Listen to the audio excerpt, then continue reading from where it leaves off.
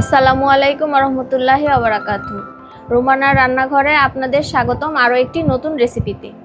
আজকে গরুর ভুঁড়ি সহজে রান্না করে দেখাবো। চলুন ভিডিওটি শুরু করা যাক। প্রথমে চুলায় একটি কড়াই বসিয়ে হালকা গরম করে নিয়েছি। এখন এতে দিয়ে দিব হাফ কাপ সয়াবিন তেল। এবার কড়াইয়ে দিয়ে দিব গোটা গরম মশলা। এতে আছে 1 পিস বড় এলাচ, 3 পিস ছোট এলাচ, 3 পিস লবঙ্গ, 3 পিস দারচিনি এবং একটি তেজপাতা।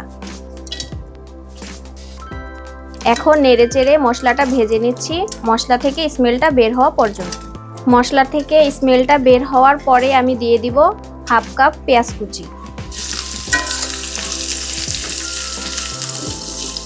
পেঁয়াজগুলোকে সফট হওয়া পর্যন্ত ভেজে নিতে হবে। পেঁয়াজগুলোকে ভেজে নেওয়ার পর এখন এতে দিয়ে দিব মশলাগুলো।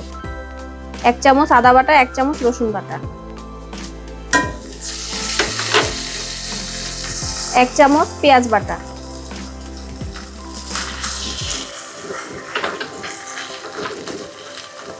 1 চামচ গরম মশলা বাটা,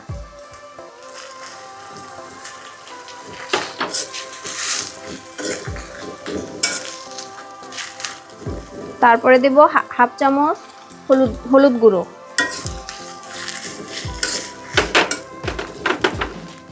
1 চামচ মরিচ গুঁড়ো,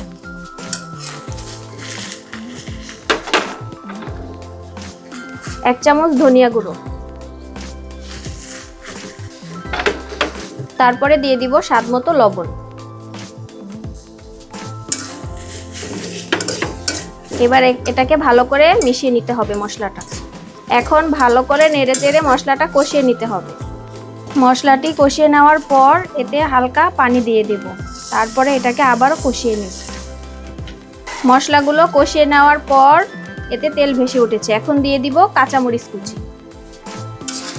তারপর ভালোভাবে এটাকে মিশিয়ে নিতে হবে। মশলাগুলো কষানোর এই পর্যায়ে দিয়ে দিব 1 কেজি গরুর ভুঁড়ি।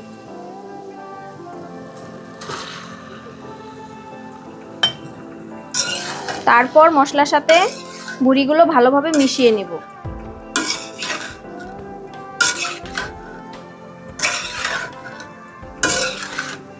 এখন ভুঁড়ি থেকে পানি বের হওয়া পর্যন্ত কষিয়ে নেব। এ পর্যায়ে ভুঁড়ি থেকে পানি ছেড়ে দিয়েছে। এখন 10 থেকে 15 মিনিটের জন্য ভুঁড়িটা ঢেকে দেব।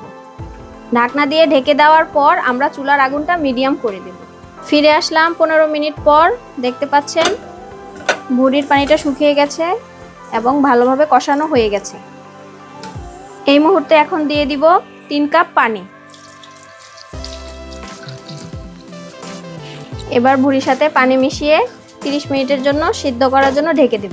ফিরে আসলাম 30 মিনিট পর। এখন ঢাকনাটা উঠিয়ে দেখছি পানি শুকিয়ে গেছে। এখন ঢাকনা ছাড়া 3-4 মিনিট ভালো করে ভেজে নেব। 3-4 মিনিট ভেজে নেওয়ার পর তৈরি হয়ে গেল আমাদের মজাদার গরুর ভুঁড়ির রেসিপি। এই ভুঁড়ি বোনা দিয়ে সাদা ভাত, রুটি, পরোটা সবকিছুই খেতে পারবেন। আর আমার ভিডিওটি যদি ভালো লেগে থাকে তাহলে লাইক, কমেন্ট, শেয়ার করবেন।